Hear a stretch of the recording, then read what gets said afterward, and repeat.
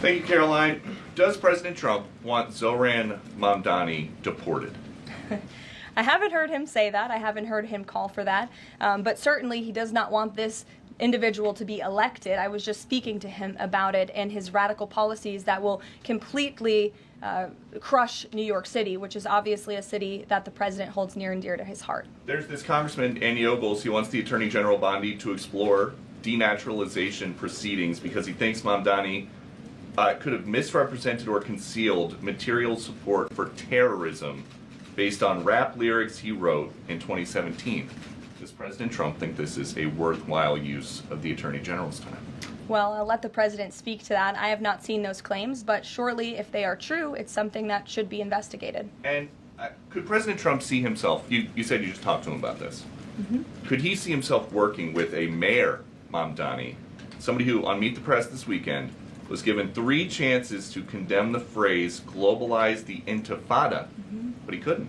Yeah, look, the president is always willing to work with everyone. He's working with Democrats across the country, Democrat governors, and he said he'll work with people on the far left. He works with Republicans. He works with people in the middle. He wants to do what's right for America, but surely someone who holds these values and is quite literally a communist and condemns every value that makes this country great. Common sense, law and order, low taxes, working hard, and earning your keep in this country.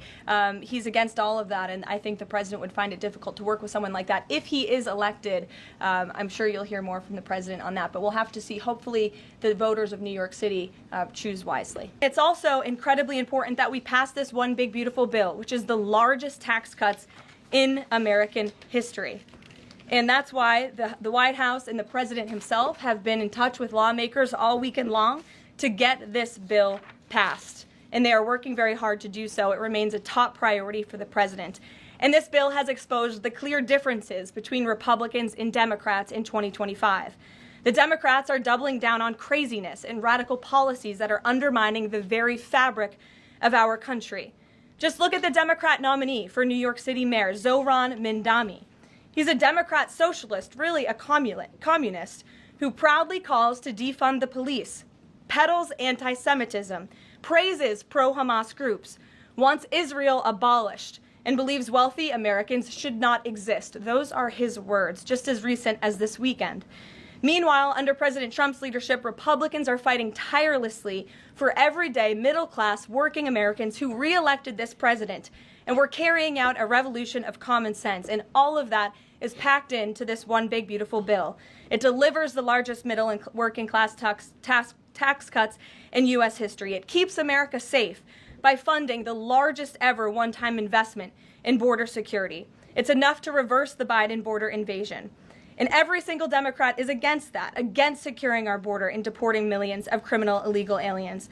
The one big beautiful bill also strengthens and protects Medicaid benefits, despite what Democrats are saying, for eligible American citizens who rely on it, like pregnant women, children, seniors, and people with disabilities, by eliminating waste, fraud, and abuse that threaten to destroy this program that was intended for the most vulnerable in our society. The day before yesterday, they admitted that we were right.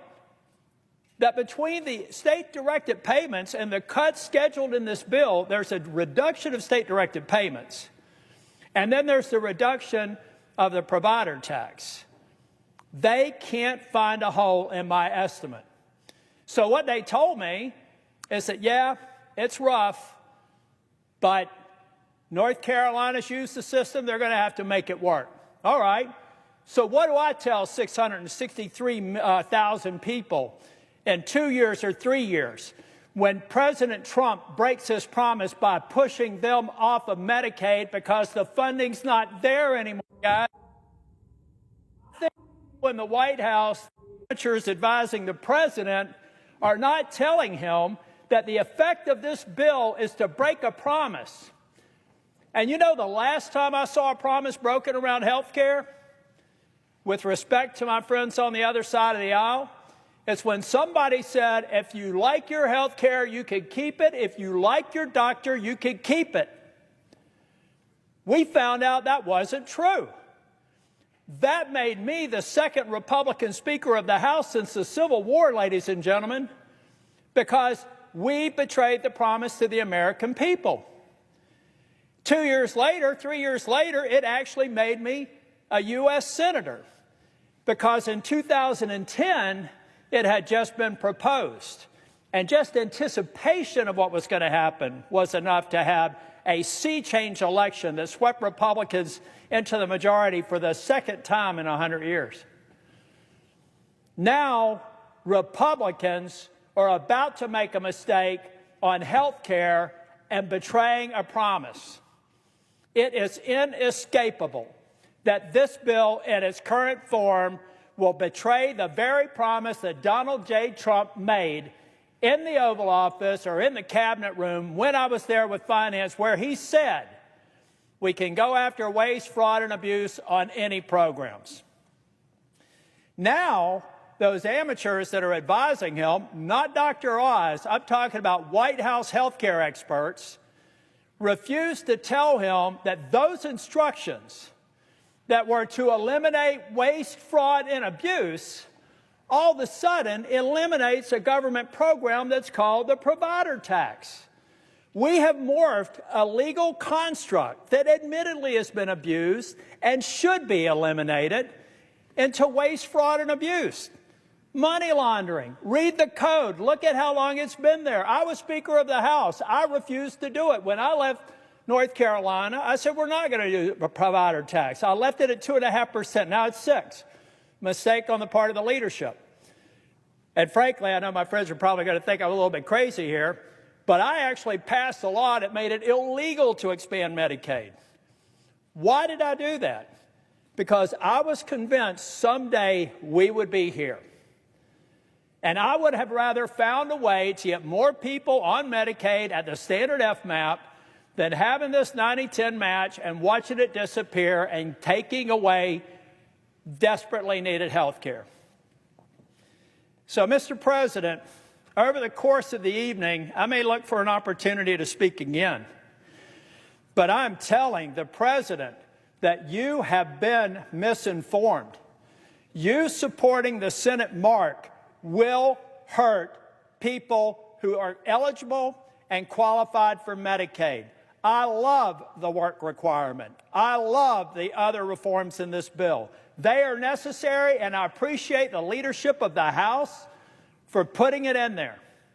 In fact, I like the work of the House so much that I wouldn't be having to do this speech if we simply started with the House mark. I've talked with my colleagues in North Carolina. I know that we can do that, and I believe that we can make sure that we do not break the promise of Donald J. Trump that he's made to the people who are on Medicaid today, Mr. President. But what we're doing, because we've got a view on an artificial deadline on July 4th that means nothing but another date and time, we could take the time to get this right if we lay down the House mark of the Medicaid bill and fix it.